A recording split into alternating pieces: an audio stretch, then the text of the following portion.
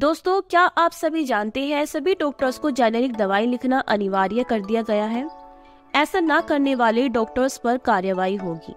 यहाँ तक कि प्रैक्टिस करने का उनका लाइसेंस भी कुछ समय के लिए सस्पेंड किया जा सकता है। Hello everyone, I am Aarti. Welcome back to my channel trendy news hub. दोस्तों, इस वीडियो में जानते हैं हम जेनेरिक दवाई किसे कहते हैं, यह ब्रांडेड दवाइयों की तुलना में सस्ती क्यों होती है। जेनेरिक दवाई सस्ती होने के कारण लोग उनकी क्वालिटी पर डाउट करने लगते हैं। शायद ऐसा इसलिए है क्योंकि उन्हें जेनेरिक दवाइयों की सच्चाई पता नहीं होती। आइए जानते हैं इस वीडियो में जेनेरिक दवाइयों के बारे में सब कुछ। जेनेरिक दवाई बिना किसी पेटेंट के बनाई और सर्कुलेट की जाती है। हाँ, जेनेरिक दवा के फॉर्मुलेशन पर पेटेंट हो सकता है, लेकिन उसके मटेरियल पर पेटेंट नहीं किया जा सकता। इंटरनेशनल स्टैंडर्ड से बनी जेनेरिक दवाइयों की क्वालिटी ब्रांडेड दवाओं से कम नहीं होती, न ही इनका असर कुछ कम होता है। जेनेरिक दवाओं की डोज, उनके साइड इफेक्ट्स सभी कुछ ब्रांडेड दवाई जैसे ही होते हैं। जेनेरिक दवाई बाजार में आने से पहले हर तरह के डिफिकल्ट क्वालिटी स्टैंडर्ड से गुजरती है। आमतौर पर डॉक्टर्स महंगी दवाई लिखते हैं, इससे ब्रांडेड दवा कंपनियां खूब प्रॉफिट कमाती है। लेकिन क्या आप जानते हैं, आप डॉक्टर की लिखी सस्ती दवा भी खरीद सकते हैं।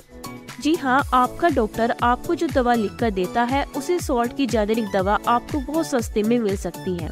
महंगी दवा और उसी सॉल्ट की जेनेरिक दवा की कीमत में कम से कम 5 से 10 गुना का अंतर होता है। कई बार जेनेरिक दवाइयाँ और ब्रांडेड दवा की कीमत में 90% तक का भी फर्क होता है। अधिकतर बड़े शहरों में एक्सक्लूसिव जेनेरिक मेडिकल स्टोर होते हैं, लेकिन इनका ठीक से पब्लिश्ड न होने के कारण इनका लोगों को फायदा नहीं मिल पाता। मजबूरी में ठीक जानकारी न होने के कारण गरीब भी केमिस्ट से महंगी दवाई खरीदने पर मजबूर हो जाता है। अगर हम सभी जेनेरिक दवाइयों का इस्तेमाल करेंगे तो इससे दवाइयों का खर्चा काफी कम हो जाएगा। कुल मिलाकर इलाज बहुत सस्ता हो जाएगा। आजकल दवाई हमारे जीवन का बहुत ही अहम हिस्सा बन गई है। मोस्टली सभी घरों में एक न एक पेशेंट ऐसा होता ही है जिसको डेली दवाई खानी पड़ रही है। देश में लोग कमाई का बड़ा हिस्सा स्वास्थ्य पर खर्च कर रहे हैं, जिसमें बड़ी राशि सिर्फ दवाओं पर खर्च होती है। लेकिन जेनेरिक दवाई यूज करके हम अपना काफी पैसा बचा सकते हैं। डॉक्टर्स मोस्टली ब्रांडेड दवाओं को ही पेपर्स पर लिखते हैं और हमें वो लेनी पड़ती है, लेकिन अब गवर्नमेंट ने साफ बोल दिया है कि डॉक्टर को पेपर पर सिर्फ जेनेरिक दवाई ही लिखनी होगी। साथ ही पंजीकृत डॉक्टर साफ अक्षरों में लिखे। आमतौर पर जेनेरिक दवाई उन दवाओं को कहा जाता है जिनका कोई अपना ब्रांड नेम नहीं होता है। वह अपने सोल्ड नेम से मार्केट में जानी पहचानी जाती है। हालांकि कुछ दवाओं के ब्रांड नेम भी होते हैं, मगर वे बहुत ही सस्ते होते हैं और यह भी जेनेरिक दवाओं की श्रेणी में ही आते हैं। जेनेरिक दवाओं को लेकर लोगों के मन में बहुत सारे डाउट्स देखने को मिलते हैं। जेनेरिक दवाई सस्ती होने के कारण लोग उनकी क्वालिटी पर सवाल खड़े करते हैं, जबकि विशेषज्ञों का मानना है कि लोगों में जेनेरिक दवाओं से जुड़ी भ्रांतियों को दूर करने की आवश्यकता है, क्योंकि ये सस्ती होने के साथ साथ कारगर भी है।